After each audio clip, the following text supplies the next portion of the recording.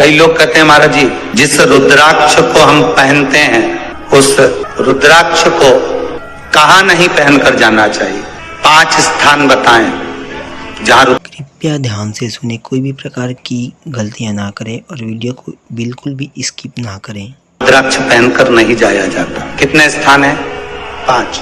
और रुद्राक्ष को 5 स्थान पर पहनकर नहीं जाते। और रुद्राक्ष के लिए वर्णन किया गया है कि रुद्राक्ष कब कब उतार कर उसको वापिस अभिमंत्रित करना चाहिए। 5 जगह पहनकर नहीं जाना चाहिए और रुद्राक्ष को अभिमंत्रित करना मतलब सीधा अमावस्या के दिन, पूर्णिमा के दिन, शिवरात्रि के दिन, श्रावण महीने के सोमवार को, प्रदोष के दिन, ये दिन आपके शरीर में जहां पर भी रुद्राक्ष है, आपके गले में अगर आप रुद्राक्ष पहने हो, आपके हस्त कमल में आप रुद्राक्ष पहने हो, आपने अपने पास में कहीं रुद्राक्ष रख रखा है, तो उस रुद्राक्ष को अमावस्या, पूर्णिमा, शिवरात्रि या श्रावण का सोमवार या प्रदोष आदि, इस दिन उस रुद्राक्ष को एक बार दूध में धोने के बाद उसमें थोड़ा सा सरसों का तेल अवश्य लगाना चाहिए। क्या होगा उससे? उससे होगा क्या? शिव महापुराण की कथा कहती है, महाराज रुद्राक्ष को दूध में धोने के बाद, स्नान कराने के बाद जल से स्नान कराया, थोड़ा सा सरसों का तेल लगा दिया। महाराज क्या मिलता है उससे? तो कहा उस रुद्राक्ष में बल प्राप्त होता है। कौन सा बल?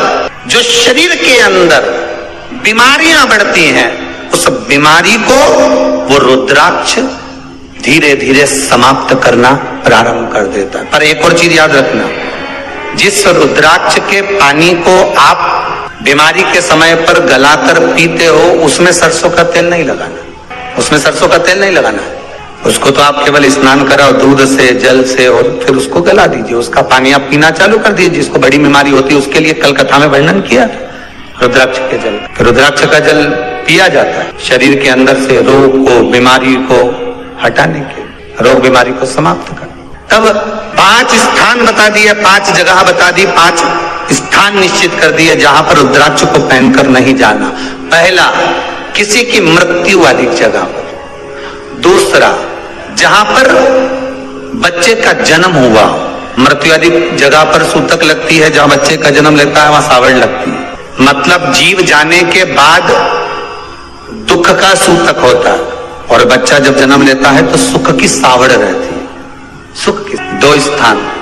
तृतीय स्थान, तीसरा स्थान दिया जहां पर वैश्यावृत्ति होती हो या महाराज मदिरा का पान होता हो, उस स्थान पर रुद्राक्ष को नहीं ले जाया जाता। चौथा स्थान रुद्राक्ष के लिए कहा गया, जिस स्थान पर आपको ज्ञात नहीं है और आपको लगता है कि ये स्थान अज्ञात है, यहाँ पर कई जगह पर कुछ जीवों की हत्या हुई है या किसी जीव को नष्ट किया गया है, उस स्थान पर रुद्राक्ष को नहीं ले जाना चाहिए। 5वां, महाराज आपके रुद्राक्ष का जहां अपमान हो रहा है, अपमान से समझ में आ रही है ना आपको बात? एक आय को ढोंग प्रपंच में पढ़ा है, कौन ने कहा इतने रुद्राक्ष धारण कर ले? कौन ने कहा है? क्यों ढोंग प्रपंच में पढ़ा? अगर हम रुद्राक्ष गले में पहन लेते और नारी का रजस्वला धर्म आ जाता है, रजो धर्म का समय आ जाता है, वो रुद्राक्ष हम गले में धारण कर कर रखते हैं, तो वो रुद्राक्ष क्या वो बेकार हो जाता है? पहले एक बात बहुत अच्छे से समझ में, आप सन्यासी हो, जम के बोलो जरा, आप तपस्वी हो, आप साधक हो, आप उपासक हो, या आप बैरागी हो, आप एक गृहस्थी हो, घर में रहने वाली माँ गोदी में रखा हुआ बालक अगर गंदगी भी कर दे, पूरे कपड़े को भी बिगाड़ दे, तो माँ बच्चे का कपड़ा बदल देती है, और बदल कर माँ को ये जरूरी नहीं है कि उसको साड़ी बदलना, उसको कपड़े बदलना या उसको फिर नहाना।